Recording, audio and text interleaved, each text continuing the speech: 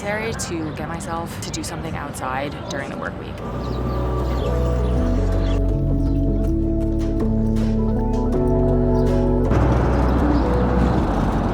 Okay, I think if I adjust the camera, then this might be good. Sorry, this is a little chaotic. This is basically my setup. I try to find a somewhat secluded spot, even though there's not really that concept because we're in an open park, kind of by a tree and a little bit in the shade. This has been such a nice evening. I just finished filming a little bit of short form content, and I also started my monthly Little Things journal page. I'm doing this simple version of April, and I think it's gonna be so cute when it's done. I'm gonna do cherry blossoms because they're finally all around us in Central Park. The Instant Pot because I've been cooking so much. So I'm gonna do a few ingredients, just like a drawing of a computer, I guess, because I changed jobs. So that was a big one for April. Probably a camera again. This is basically what I do when I come to Central Park. I just hang out, people watch, and journal. It's actually really good having this because it keeps me accountable for actually journaling. 2, it forces me to get outside, especially after work. The sun is kind of setting, so it's actually golden hour. Hopefully I can actually take some pictures before I go. This is your sign to do something after work, at least once a week. I can't do this every day after work because I have to work out and cook and meal prep and stuff, but this was really good because I feel like I got some work done and some content filmed because I do really want to be consistent with that. And it's also just really nice weather. You never know when it's gonna like thunderstorm the next day here. Gotta take advantage of it and just relax and have some mindful time.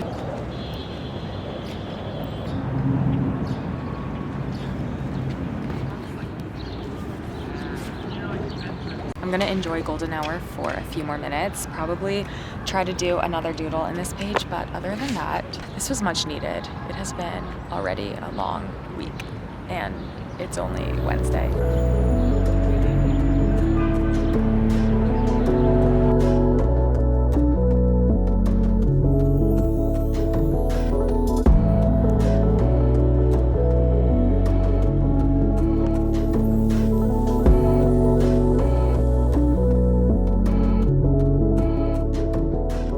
The apartment all cozied up, and I was just looking through the footage that I got. It's so cute. I love just taking my camera out in the city and taking pictures and videos and then seeing how it turned out after the fact.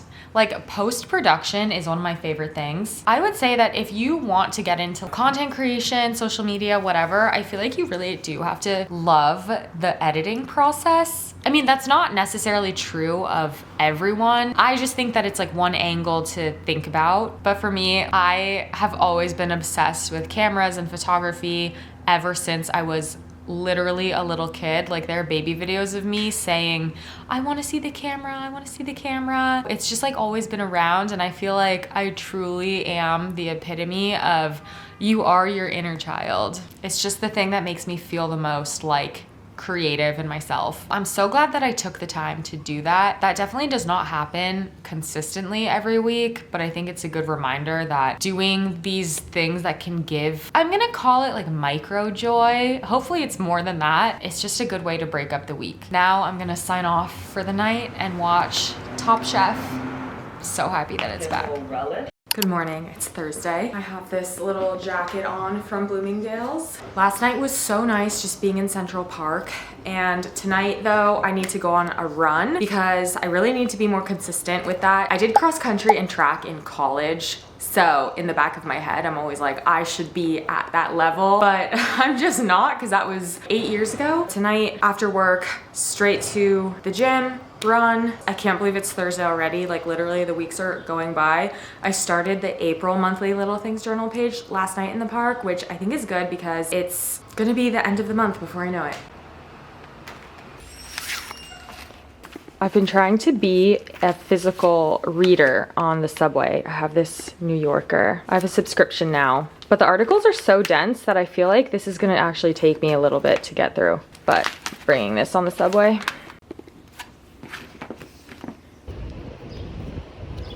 I just finished doing Pilates after work. I was so tired. Now I'm gonna go for a quick walk in Central Park. This is the reality of balancing work with working out, also filming. I don't do that much during the week, to be honest. I just work and like go on a walk to Central Park. Yesterday when I was in the park was an anomaly that I like actually sat down and made some videos, but it's because I feel like I really had to, and if I didn't, I like wasn't gonna get anything done this week. Other than that, I usually do everything on the weekends, like Saturday or Sunday. It's nice to get outside. So let's go for a walk before the sun sets.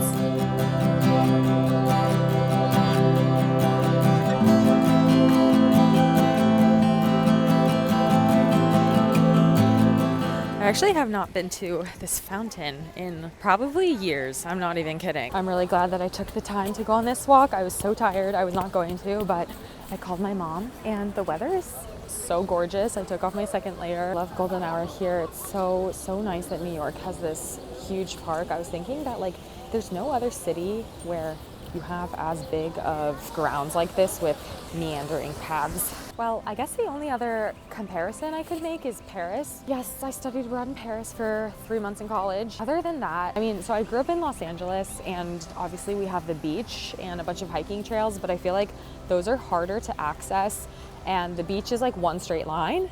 Obviously it's incredible and it's its own type of natural beauty, but in terms of just readily accessible park, open space, grass, fields, and then the city view. Yeah, coming on a Central Park appreciation walk is actually so nice. My first time living more uptown with more direct access to Central Park, so I have not been a regular here until very recently. Every time I come here, I'm discovering new parts of it. I also want to do a career video at some point because I've done UX design, I've done finance, I'm learning about AI now, and I've also been balancing freelancing on the side and all of that stuff. And I feel like that would be a better explainer of like why I'm doing all of this. I think it all comes down to creativity and finding a career path where you can kind of link those two. People have asked if I would ever do art full time. I don't know that I could. So for me, the next best thing was product design. This is the outfit for today. I love these little button-up cardigans, fake pockets, but that's okay. And then silk skirt from Vince. This camera is so close, so I can never get a good like outfit shot. And then these cute loafers with this little cutout. I also want to get a pair of loafers where it has the back heel cutout because I think that'll be really good for when it gets much hotter in New York over the summer. These are from Nordstrom, Sam Edelman, which I haven't gotten that brand before. I think they're fine. They're like a mid-tier price, which is what I needed because I ended up actually losing a bag of my most expensive pairs of shoes during my move, which was heartbreaking, but I'm not gonna like jump and replace those, just way too much. So I think these are good for now, and I'm gonna see how the quality is over the next year. If you guys have any recommendations of good work shoes, that is something that I'm always on the search for because I love wearing flats and loafers. I don't really love wearing sneakers to the office. I know people do. I don't love it for myself. I don't know why. I feel like just because I can't find a good pair because I like having my shoes dark, but I feel like sneakers only look good when they're white sneakers. I don't know. That is the least of my concerns right now, but.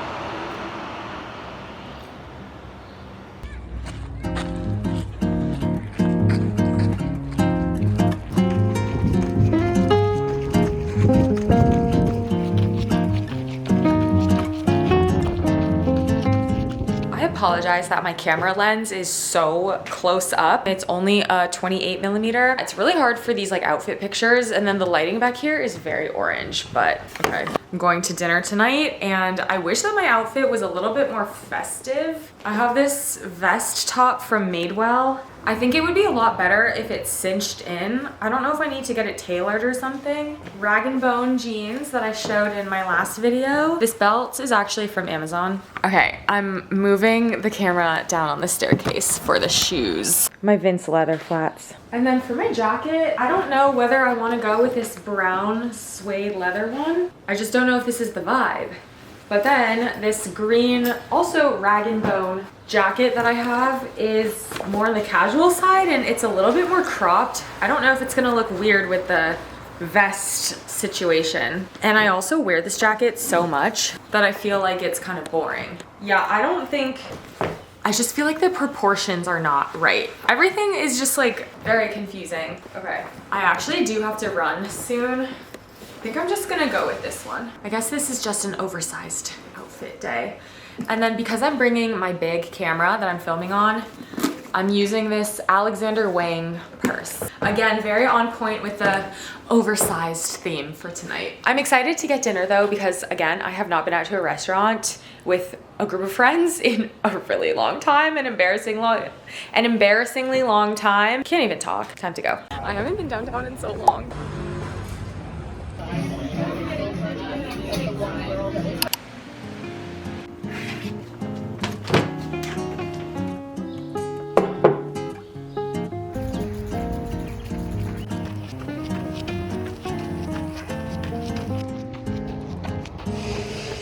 Such a good morning on this spring day. I did about 8.5 miles at like 8:30 pace, which is fine. It was just nice to actually get outside in the morning. And then I stopped by this really cute little coffee place. Again, I'm trying not to buy coffee out that much. I also like already made one, but I just wanted something cold after a run, you know?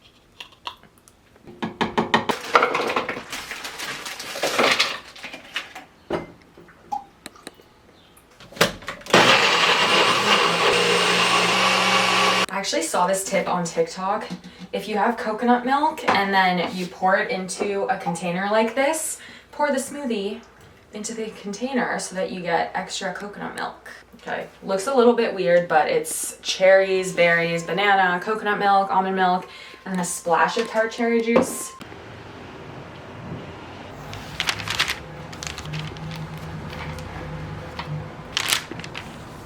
Okay, we have all the liquids now. Water is over there, coffee, smoothie. I got this little makeup bag because the one that I was using previously was literally a thin, basically plastic bag, I want to say. And this is actually really helpful for going to the gym and then also traveling. I go out of the city a lot and I always need to scope down the amount of products that I bring, and this all fits really well in here. I started off with this Tatcha liquid canvas primer. This is the best one that I've used, and then later I will spray the Charlotte Tilbury finisher after. Oh, but actually before the primer, I started using this new moisturizer, Belief. I've used it before, but not for years and years ago. It's so thick and creamy and just such a good moisturizing lotion, and I'm really picky about moisturizers. I have so much work that I want to do for all of my side projects, so maybe you found me from TikTok or Instagram. I post a lot of like art and journaling. I have short film videos that I filmed from my excursion to Central Park the other day, so I want to edit those. I think I got enough footage for like 3-minute long videos. Another approach that I'm trying to take with short form content is actually like putting more time and effort into it. Everyone just has a different approach and journey to it. Some people just pick up the camera 10 times a day, don't think about it. But I just feel like it just hasn't really worked for me in the same way that I think maybe it just like comes naturally to other people. I've always been someone that like, I try really hard at things and I put a lot of effort into things. And so, I don't know, it almost feels like weird to not have a script and then a setup and then an editing process after. I think I'm trying to find a middle ground for that, just because it's not like sustainable to have a full-time demanding job and then do my side projects and then also have that basically take up all of my free time. I think it's just because I'm okay with spending time by myself and like doing my side projects. I just have realized that time is moving by really, really quickly. I'm a very nostalgic person, but I'm also very aware of the future. Maybe it is because I'm 29. Yeah, I don't even know where the time went. So I think it's because of that I'm like way more conscious of, if I want to get to a goal or if I want to do something, like I cannot wait around for other people. I just can't. I don't have time for that, literally. How did I even get on this topic? Oh yeah, so side projects, I want to do stuff for that to feel productive. Maybe that's also a bad habit, but I do feel the need to be productive a lot, and for me, productivity and feeling accomplished does come in the form of like making something, whether it's physical or digital, but also like learning new skills. And that is actually a perfect segue to this topic that I really want to talk about. For quick context, I went to grad school at Carnegie Mellon for human-computer interaction. I have always been fascinated by web design and graphic design. When I was little, I used to like make websites for fun when I found out what HTML and CSS was. My uncle used to work at Adobe in like the 2000s, so I would get discs, actual physical CD discs, like the cloud didn't exist then, of Adobe Photoshop, and every time that there was a new release, I would get a new CD. When you actually step back and think about how far we've come in such a short amount of time, I feel like old saying this, but I also am like, wow, what a cool time to be alive. I literally used to use the CD discs. Everything was manual. If I wanted to like Photoshop in a tree, I would have to like take a picture of a tree and like toggle with the brightness and contrast and like use the eraser brush and healing brush, and it was like this whole process. Now you just go on generative fill on Adobe, you make the lasso tool selection, and you just add a tree. And now with website design, there's this thing called vibe coding. Vibe coding, yeah. I found out about it this week. I think it is a relatively new term. I have not really heard it floating around. I'm not like super deep in keeping up with like the day-to-day of tech updates. I mean, I try to keep up with things, but obviously some things slip by. I heard of this term vibe coding and I was like, what is that? I think I want to do an entire video where I test it out. It's basically an AI interaction where you as the user have an idea for an app or a website design in mind, and you can just prompt a chatbot that will then generate the code and you can see the code real time. This is definitely a little bit different of a workflow. However, you don't have to touch it. You basically prompt it to change the code with natural language. I experimented with it last night, and I actually have an idea for an app that I've been wanting to build for such a long time, but obviously I didn't have the time or like tools to do that. I think that this like vibe coding thing, I'm gonna try to do like an entire video on this because I love designing and like learning about these things. Let me know if you have heard of this or if you've tried it.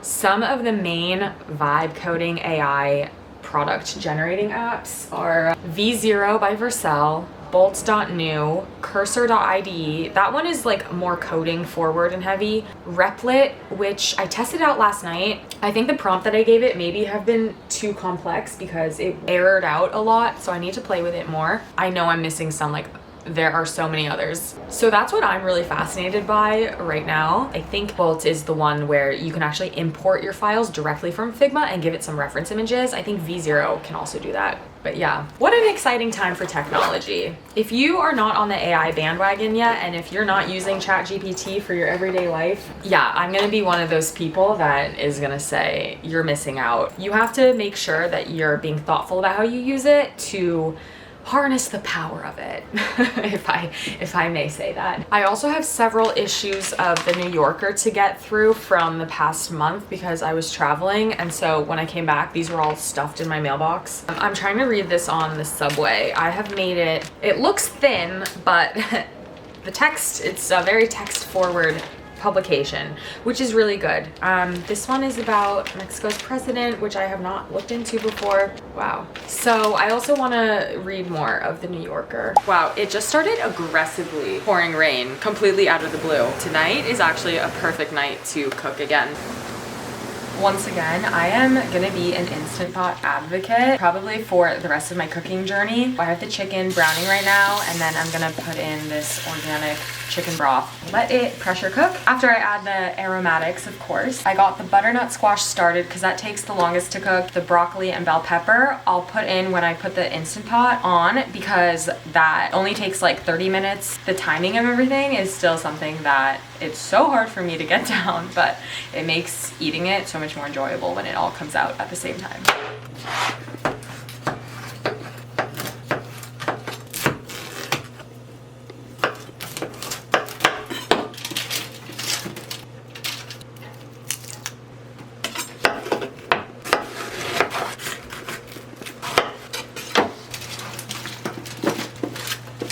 So cute. Wow. Sunday morning. It's like about to rain. It's a little bit overcast, which I actually kind of like. It's also warm, and I'm carrying a million bags because I just got back from the gym. A corner has really been turned. If you saw my New York City moving vlog video, you'll know that I mentioned my last apartment had only north-facing windows. They were really big windows and it was a really nice apartment, but I never experienced a direct beam of sunlight. Now, every time that I see the beams of sunlight directly coming in through these south-facing windows, I just bask in it like a turtle in a pond on the sun. It's the little things like this that I am just learning to appreciate more and more.